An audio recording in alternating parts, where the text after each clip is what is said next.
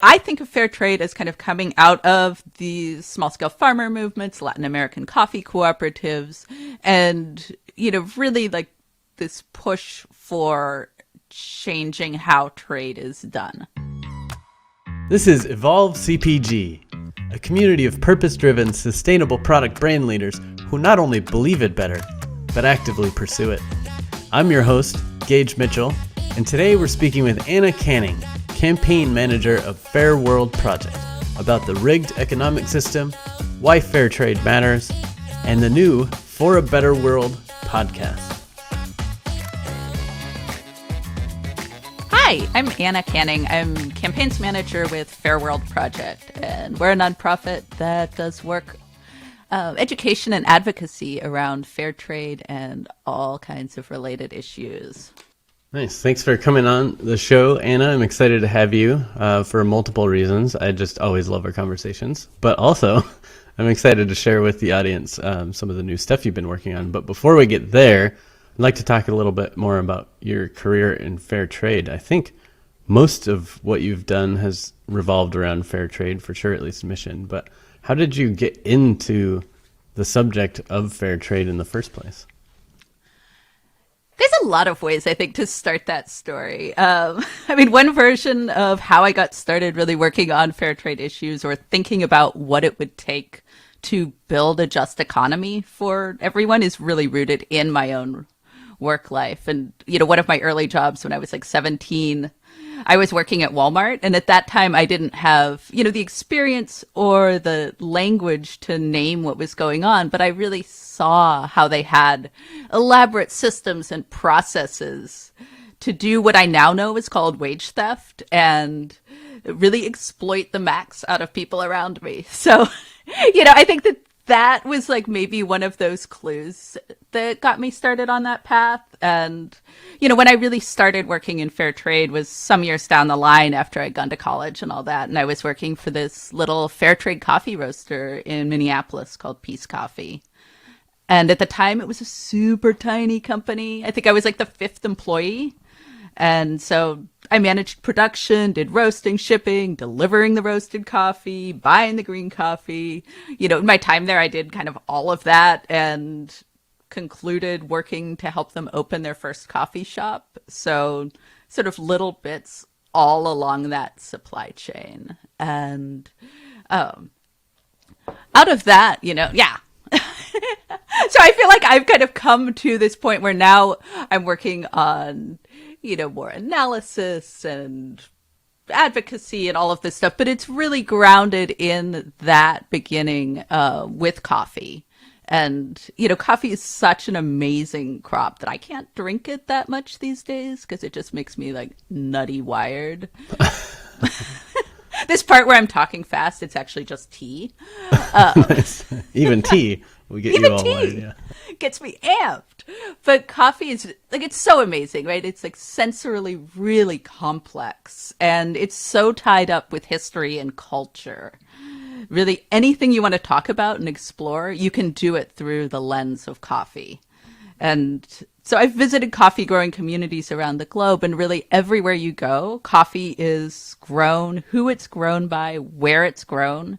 Every little bit of that really chronicles the story of that place and its history with colonialism and how the history of the past 500 years has played out. And so I feel like that's really that's what grounds a lot of my approach to talking and thinking about fair trade. And one of the key origins there is really in the kind of these big global power imbalances, to get really heady.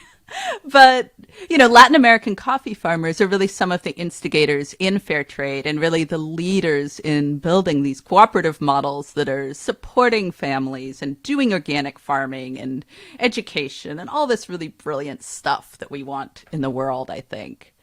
And so, learning from those brilliant leaders and trying to build a market for their coffee and then trying to figure out how to make something work when the whole system is really stacked against it.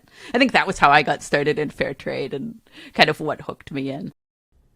Nice. I hadn't connected the dots, but you're right. Like most of people's introduction to fair trade is probably through something like coffee or chocolate, something like that that's grown overseas but very popular over here. And it's perfect in one regard because so many people understand coffee, maybe more than you understand some other things. It's a great subject matter to like start having those conversations about, somebody grew this, and somebody roasted it, and somewhere in between it got traded. So it's just a good introductory subject, as opposed to something obscure that maybe only a small percentage of people consume, or something that's got a much more complex like processing background, and it's very disconnected and people don't even know what it looks like. For sure.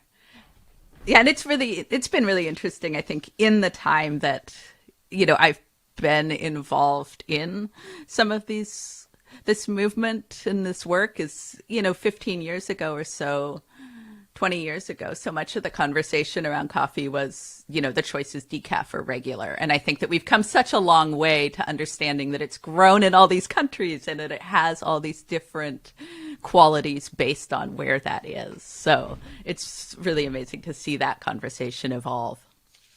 Yeah, for sure. That's great. That's cool. I didn't know that about your background or about the origins of fair trade, even though I love fair trade. So see, we're all learning something. So not next, but through Peace Coffee, you got introduced into the fair trade movement, but then eventually you ended up at Fair World Project, which is all about kind of educating and advocating for fair trade and illustrating the differences between the different labels and kind of going deeper into the subject matter for those who are ready to learn more. So how did you end up working with Fair World Project? Yeah, so up until Fair World Project, I had kind of continued to work at that nexus of fair trade and organics and natural food and coffee industry. And I sort of continued to work my way through the supply chain. That's, the story I'm telling before was like, I've touched all the pieces of the supply chain in that really simple version that goes from crop to cup. But there's all these steps in between. And so I spent a bunch of time then working with the distributors that get the products into the stores and kind of rounding out the spots that the supply chain that I've touched. But that was really one of the ways or the places that I got to see really viscerally how our current food system is rigged. And so while I was spending all of my days like quibbling with distributors over like little bureaucratic hurdles, I was also doing freelance copywriting and communications work on the side. And so I was sitting there like kind of stuck, in these like, stupid little bureaucratic battles every day. And then also kind of trying to figure out how to, and seeing how those things were linked to the bigger picture of the food system. And so trying to figure out how to get more of the work that I love doing together with, that bigger challenge that was really like hitting me in the face every single day when I was at work. So that's how I found my way to Fair World Project and eventually meeting you and getting to work together as well. Yeah, that's cool. I love when people's passions and just their curiosity is what leads them into their future phases of their career, rather than just opportunities like a headhunter or a promotion or something like that. I feel like so often people end up in roles that maybe they never really wanted, but that's where the money was, or that's where the job offer was, or that's where a friend worked or something like that. So it's I feel like it's much more interesting story. Sorry, the cat just stepped on the microphone. That's much more interesting stories when you carve your path out yourself. Yeah, I mean, my path has definitely been about continuing to pursue the question, and it looks very meandering, I think. For those who don't know, can you talk a little bit more about the types of things that Fair World Project does? Yeah, definitely. So, we act as... So I said we do education and advocacy around fair trade and food justice. And some of the ways that looks, we act as watchdogs of fair trade labeling claims with analysis that's really grounded in a larger vision for a just economy and a food system that can nourish everybody.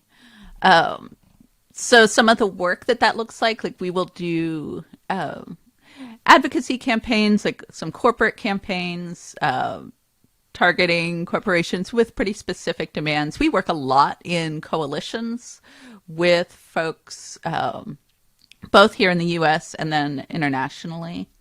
And we end up doing a lot of work, I think, kind of straddling the food justice movement and then into the natural products industry that I feel like we're kind of bopping back and forth and connecting some of those conversations backwards and forwards.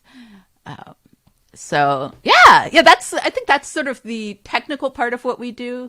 You know, if I'm asked to give a really short explanation of what I do, sometimes I'll say that, you know, one of the things that we think about is like why a banana that comes from all the way across multiple oceans is supposed to be cheaper at the grocery store than an apple is, right? And that there's like so much in that one little moment there that you can really tease out, and that there's policy and, you know, supermarkets and all these other things that feed into that simple little fact. And I think that that's a lot of the work that we do.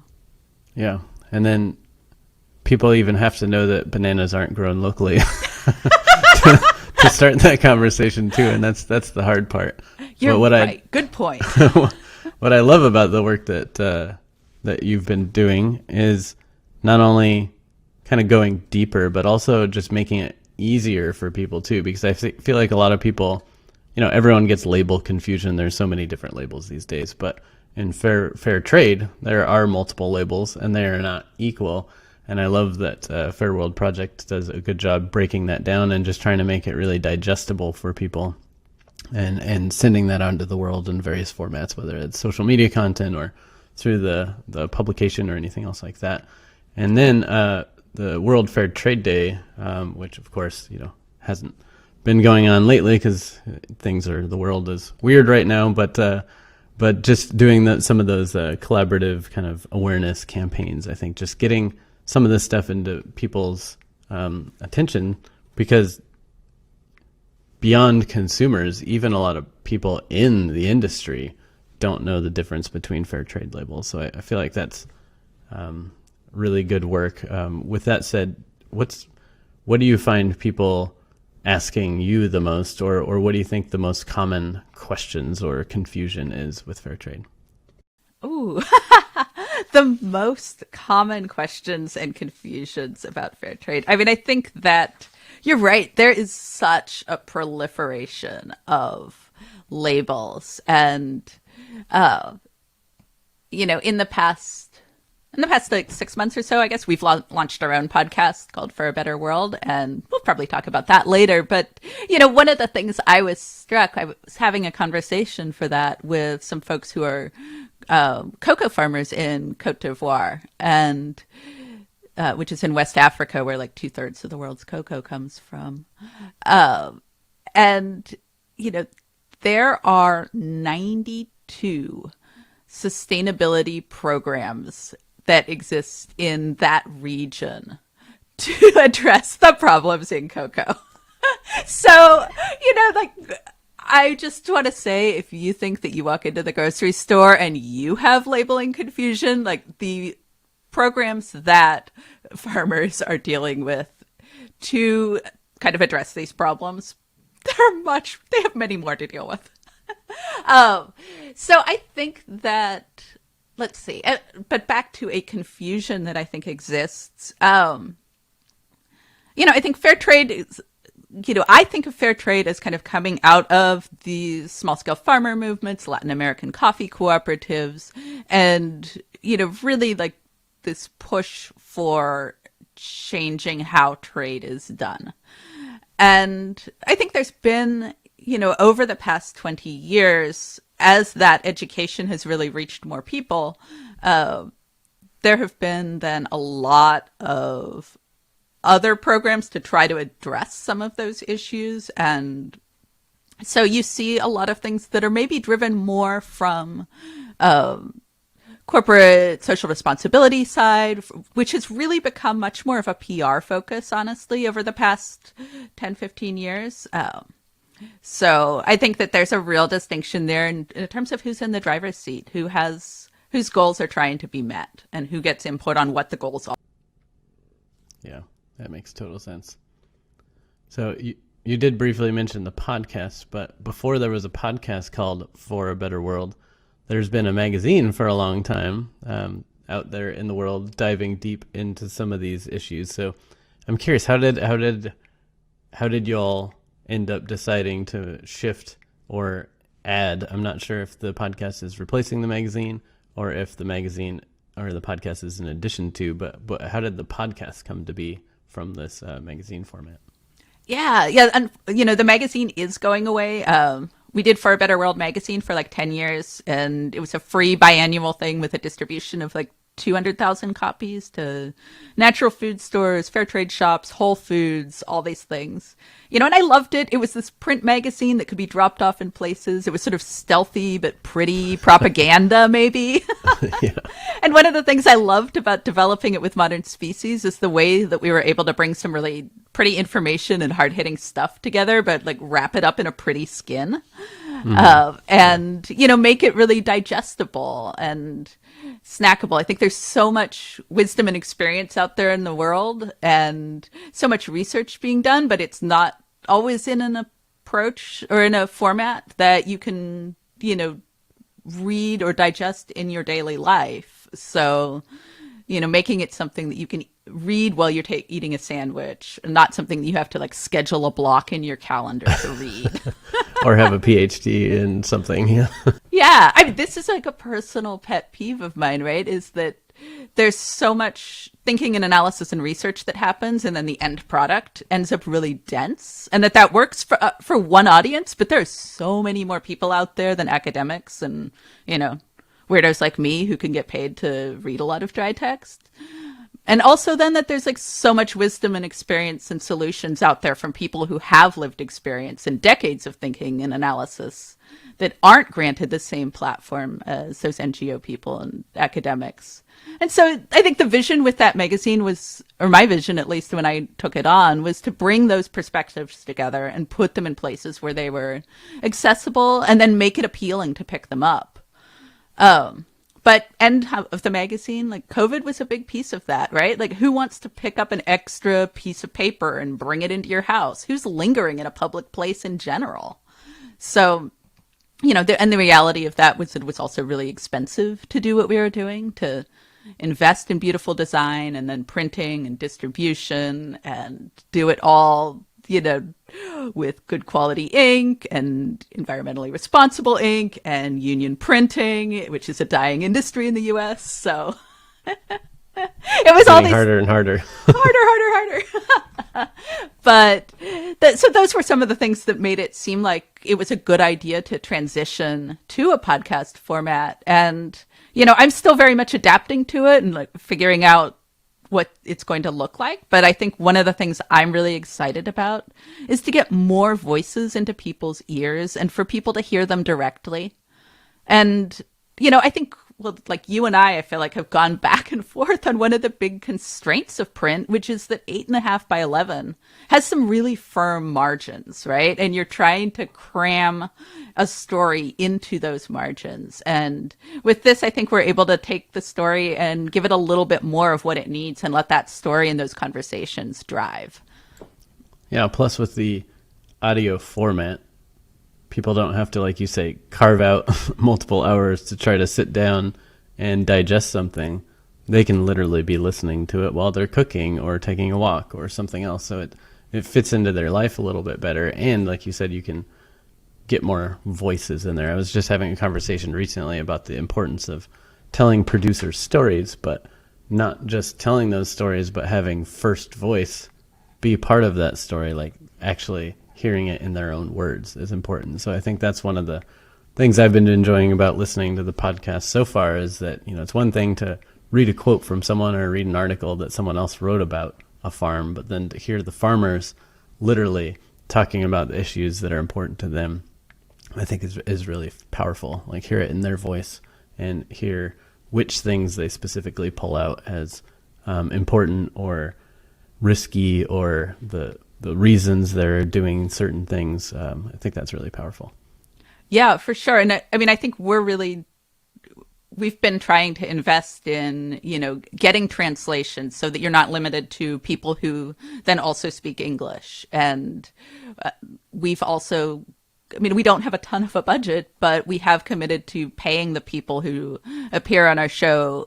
So, in recognition of the time that it takes them, and that not everybody, has a job where they get paid to show up and be a talking head places. So, really thinking about all the structural things that we can do to make that possible. That's beautiful.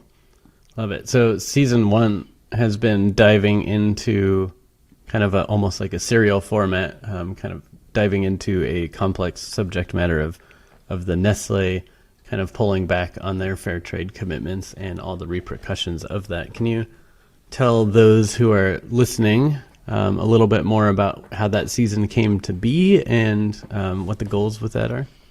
Yeah, definitely.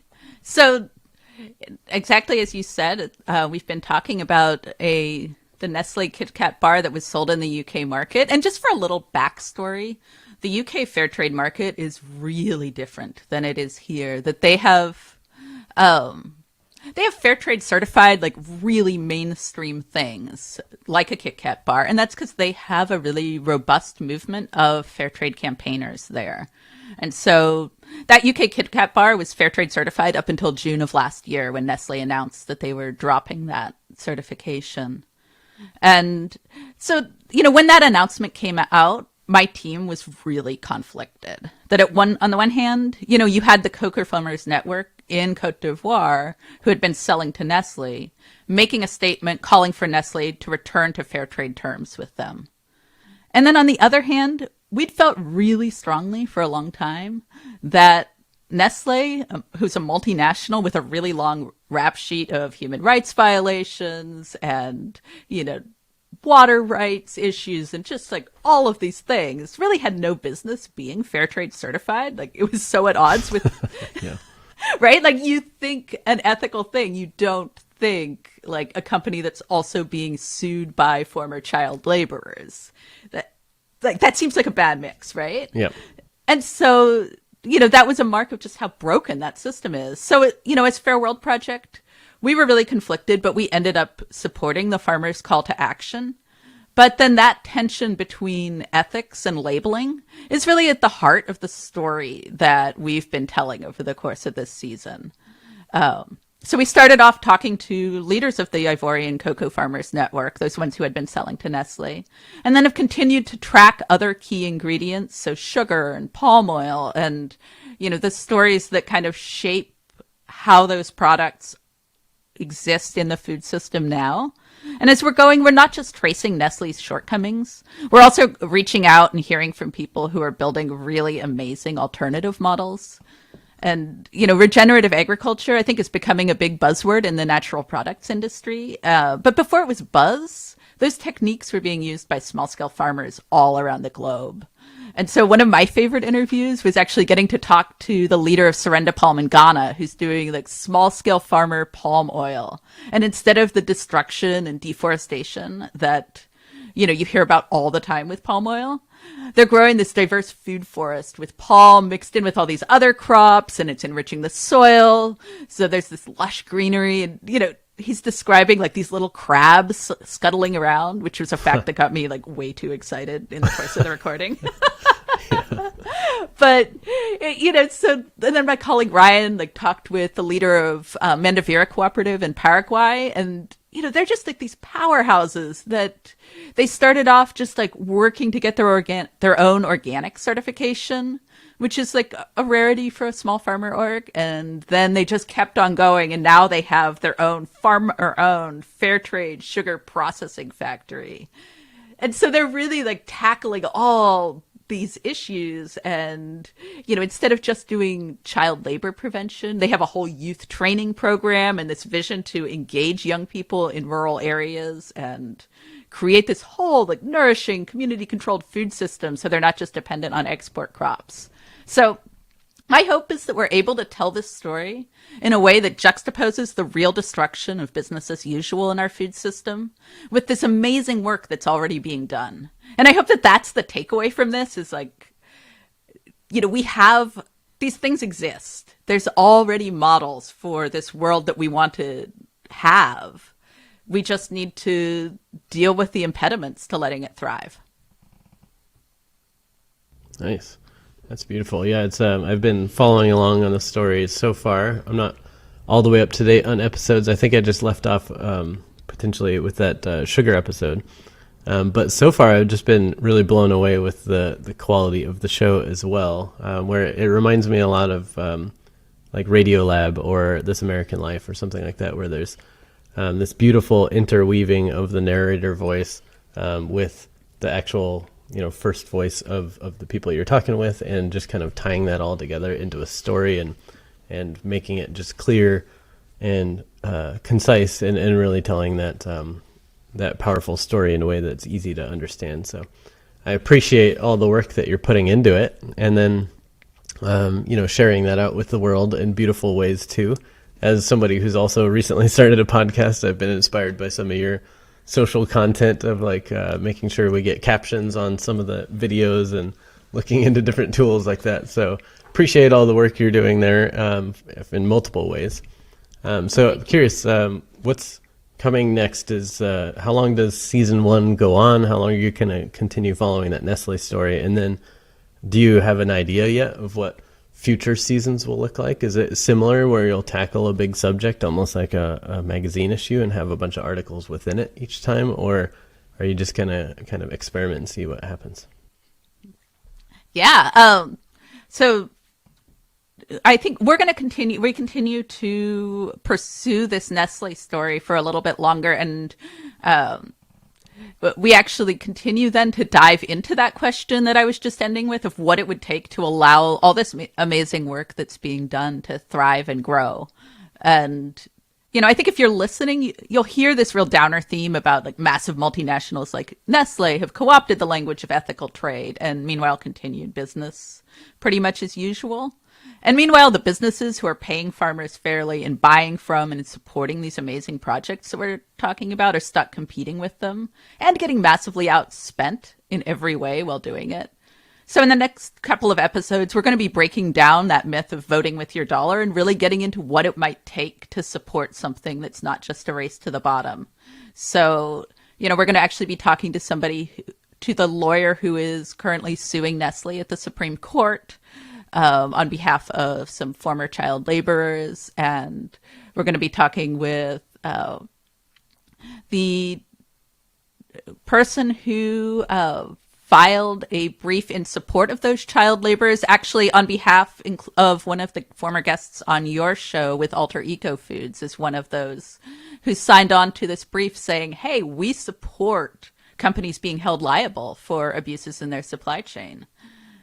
That creates a really unequal playing field if one company can manufacture chocolate with unpaid child labor, and then the other company is, investing in regeneration and paying farmers fairly, right? Like, those are two really different business models. So how do we create room for the one that we want to survive?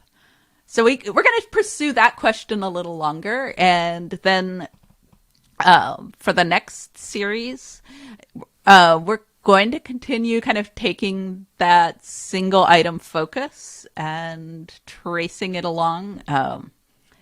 That's still in development, but it is going to be coming back to the U.S.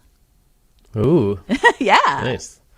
I think most people, when they think about fair trade, they're thinking about overseas, and that's maybe part of the struggle that some people have connecting the dots, because maybe they've never left the country, or it's harder to imagine working conditions for somebody in a far off land or whatever. And I think telling these stories really helps, but it'll be interesting to see that story also come back over to this side. I know that some of our clients, through the work we do with Modern Species, they have gotten domestic fair trade certification too, which I think, a lot of people don't even know that exists, and it is kind of obviously a smaller certification and smaller issues, but telling both sides of those stories could be really interesting. I think, at least from my perception, a lot of people just immediately assume fair trade basically just means paying a little bit higher wages for the people growing your food.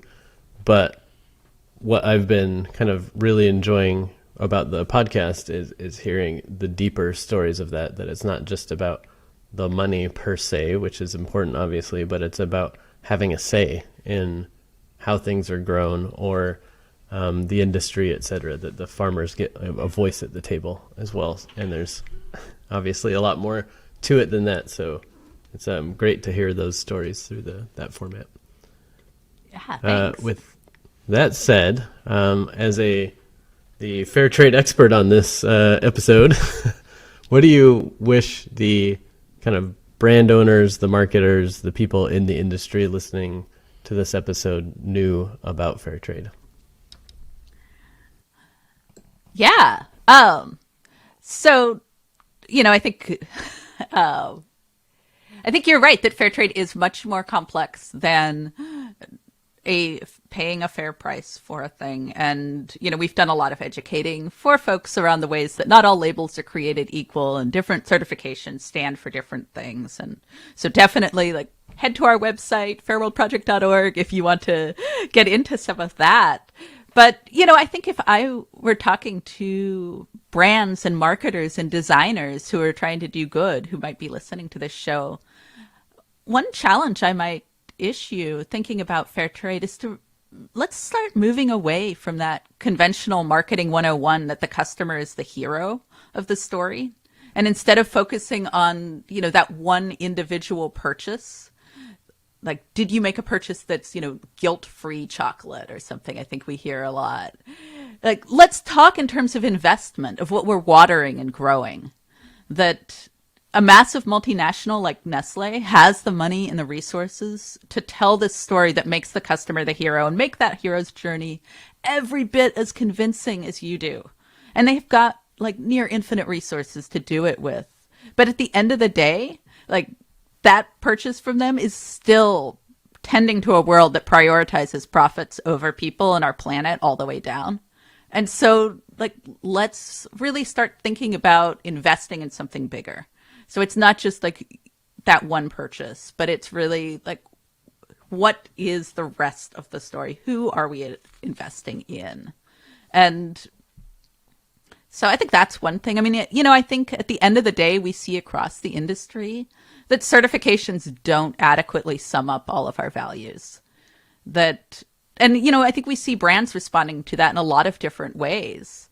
And, building their own programs and coming up with their own, whole this thing TM of what they're doing. Yeah.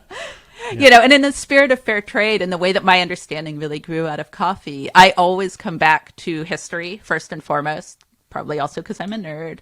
But, so many of these crops are built on extracting free and exploited labor from people and externalizing all the other costs.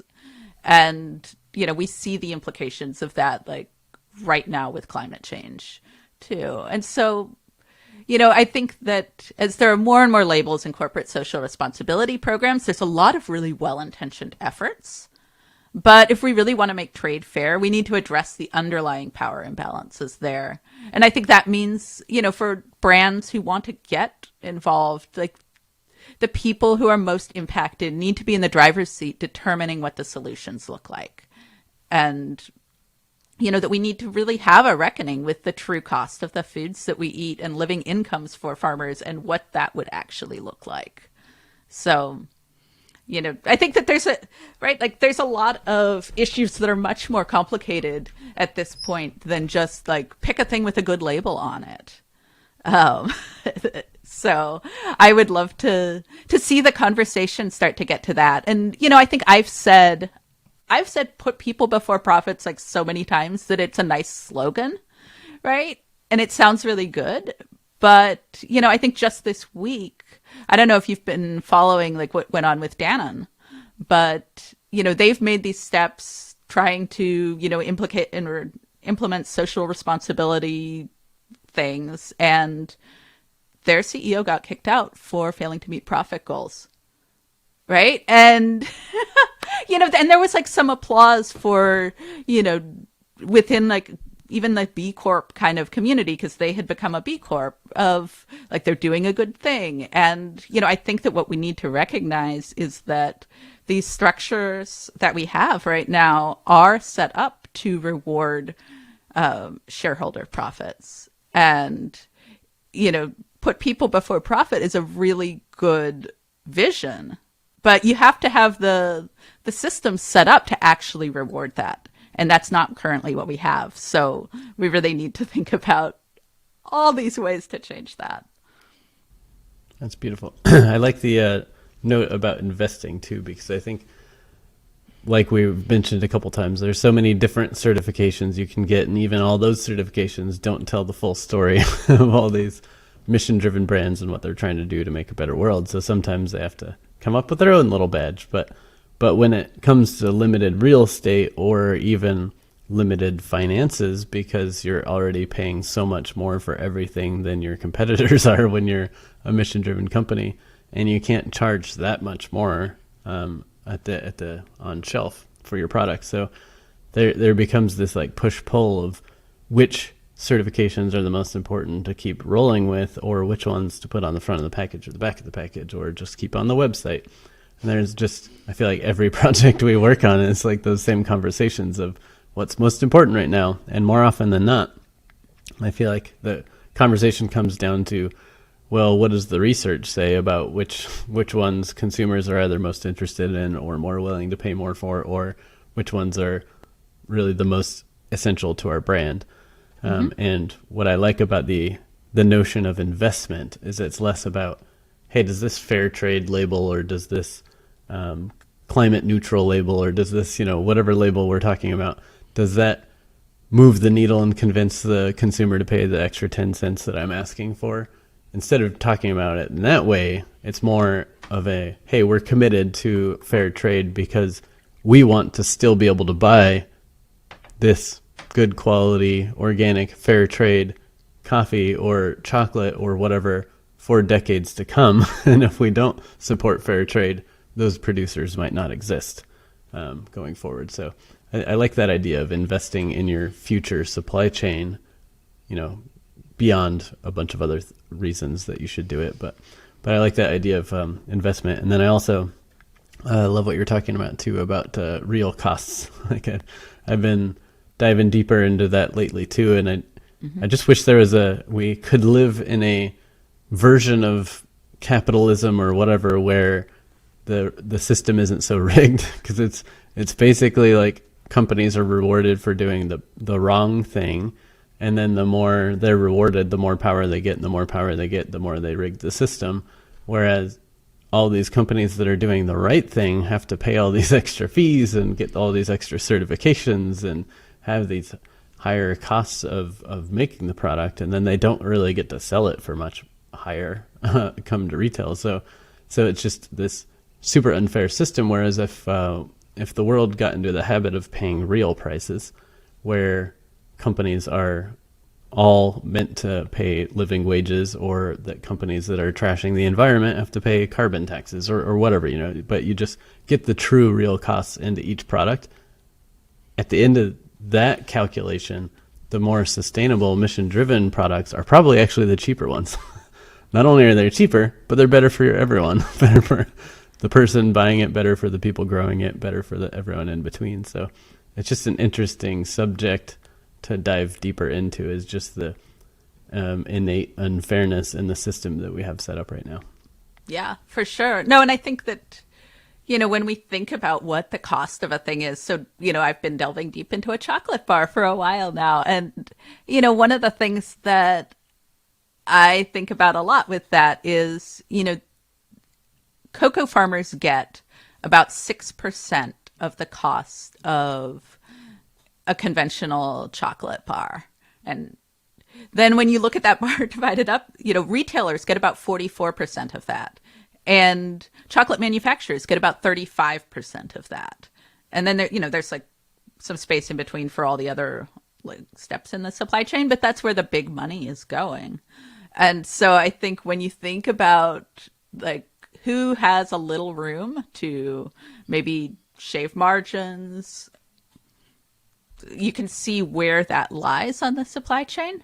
And I think it would be great to see those folks take a little bit of action.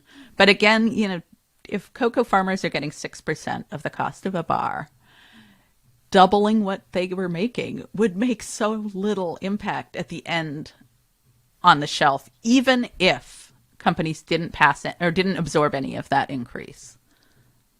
So I think that that's really important. And, I can end up like talking about this in really esoteric terms sometimes because I, move sometimes in these policy spaces. But, I think it's really important to think about like you can start where you're at as a brand. And, if you're buying from, an ingredients processor, a good question to ask is like, how much do the people who are selling to you get paid for their product? And, how does that correlate to what their actual cost is? And then figure out if that's fair. And, that you can just be chipping away at these things with small steps. And it doesn't have to be, like, yes, we need to fix the way that this whole big system is rigged. And also you can do things like starting now, you don't have no agency. Yeah. It's not so rigged at the moment that you can't make some progress, but it is rigged. We need to fix it. But in the meantime, still make some progress. Yeah, exactly. And, and I think it really, there's so many places that we need to make progress for sure. Yeah, I think what's scary about those facts that you were just sharing about who gets what percentage of the total cost is that it's totally flipped around in terms of risk too. Like and you go into this in the podcast, but like the risk that farmers are taking is massive. Like they have a good bumper crop, like a good year. All of a sudden prices are lower. They have a bad year, prices might be higher, but they didn't, grow enough. And it's just this, constant questioning of whether or not you're actually going to be able to put food on your family's table, or if you're going to go bankrupt and have to sell your farm off or whatever else. Whereas the retailers like often push most of the risk onto the manufacturers or the farmers or whomever else. And so that like, hey, if your product doesn't sell, I'm not like obligated to whatever, or I'm going to require, some free cases in order to put this on the shelf, or so on and so forth. So they get the biggest percentage, but they also take the smallest risk. Granted, I know a lot of retailers don't have huge margins end of day, but there's got to be some better ways of managing who gets paid what and who's taking on the risks there. Yeah, for sure. No, and I talked at the beginning of the show about, my, like that time when I was working with manufacturers. And honestly, it was like, part of that was like distributor and retailer buybacks was this thing where I was just like, they are treating this system like this product we're selling has basically no cost to us. And that's because in like a conventional world, it doesn't have that much cost, right? And the expectation is that you can do like massive promotions and free fills and slotting fees and all this stuff. And that's premised on the idea that your product is purchased extremely cheaply and that your labor is nil or lower. So, yeah, I mean, I think we could go into a whole long thing, and some of this stuff, right? Like it starts to sound like, that meme with the conspiracy theory guy, and there's like the string threads all over the wall. But the Illuminati is all behind this. But they're not. No, there was just a report that came out by Center for Science in the Public Interest looking at grocery slotting fees and how that, really shapes what's on the shelf in the store and where it's located. And, I think we probably know that from talking with some of these smaller brands, but, you have a brand doing these amazing things and all the stuff you want to reward, and they end up like down at the gutter in that place where people like kick the dust on the shelf, right? And the people who end up at eye level are, like this report actually went through Hershey's, for example, as a chocolate company, and that they're able to pay into a system that then puts them front and center. And they also are able to do that in part because they're subsidized by child labor and all these other externalized costs. So yeah, I think they extract enough throughout the supply chain that and then, they're able to pay more for the retail presence. Exactly. So it's not, that's not new news, but that's one of the things that I think about a lot sometimes if we're, in this, as the conversation comes back to, consumer choice, that the system is really set up in a way that putting it all on consumer choice just isn't fair But or it's not even accurate. putting it all on consumer choice. It's like rigging which thing they choose, right? Like, of course, consumers are going to buy the thing that's right in front of them and not the one that they've just kicked dust on. And of course, consumers, when they're worrying about paying their bills, are going to pick the product that's like 20 cents cheaper, 50 cents cheaper, whatever, and tell themselves, you know what, when finances get back in order, I'll buy that more expensive thing. But they're almost like false choices. Like only the privileged get to pay that extra fee or spend the time to like get on their knees and look on the bottom shelf for the products they're looking for. Most people don't have that luxury of either emotional bandwidth because they're just exhausted, or the knowledge of what is better and what isn't, or the money to spend on that. So I think us saying like consumers will vote with their dollars is a little bit of a false assumption, just because it's not the system is rigged, like we keep saying. The choice has already kind of been made for them, and only a handful of people get to break free of that choice, and it's just not fair. There you go. I think you repeated my talking points back, definitely. And so I think that's, that was actually like a thing when we started the World Fair Trade Day retailer program that we used to have, was really, addressing some of those issues of like who gets an end cap in a grocery store. And so how can we get those brands that we know are really like structuring themselves to support all these things that we want in the world? How can we get them in a place that is accessible in a store? Yeah. And same thing with, like, we were talking about subsidies and stuff as well. Like, how do we get the subsidies in the hands of the organic, fair trade, better for the world producers and brands, instead of into the hands of the people using slave labor and passing off basically a bunch of processed garbage as food? Like, how do we just reverse the system? But again, like, the system is set up that way because those bigger brands have the money to set up the system that way. So it's a lot of work. But that's another thing that maybe people don't know about Fair World Project, is that you do a lot of campaigning and advocacy work around raising awareness around bills that are coming up, or doing petitions, boycott kind of stuff, just to try to help give the people a little bit more power and a little bit more say in what system they want to see built. Yeah, exactly. And I think that all that our political system is definitely not immune from being rigged either, but that we really do try to give folks places to connect and make their voices heard in that arena as well, because there is, and especially like right now, I think there's a lot of energy and good momentum towards actually passing some bills that could be really helpful to folks in a vast array of different places.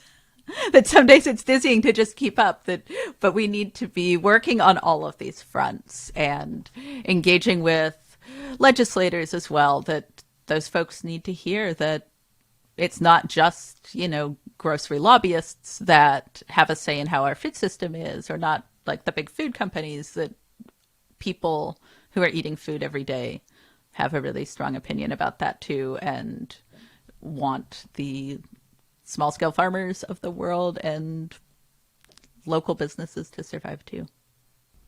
Yeah, it's beautiful. So what's I know it's hard to predict anything during these like COVID times, but what's next for Fair World Project? Any idea of where you might be heading? Gosh. What is next? In my crystal ball.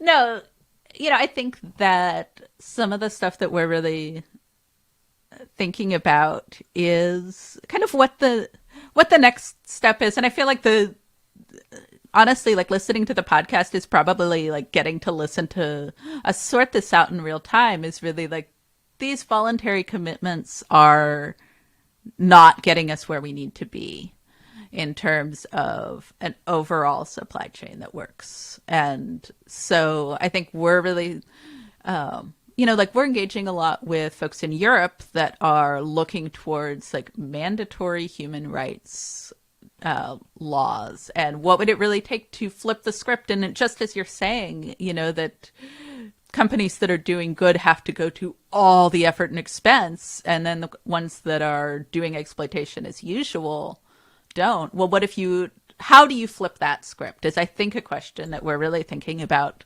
right now. And so what does that end up looking like exactly?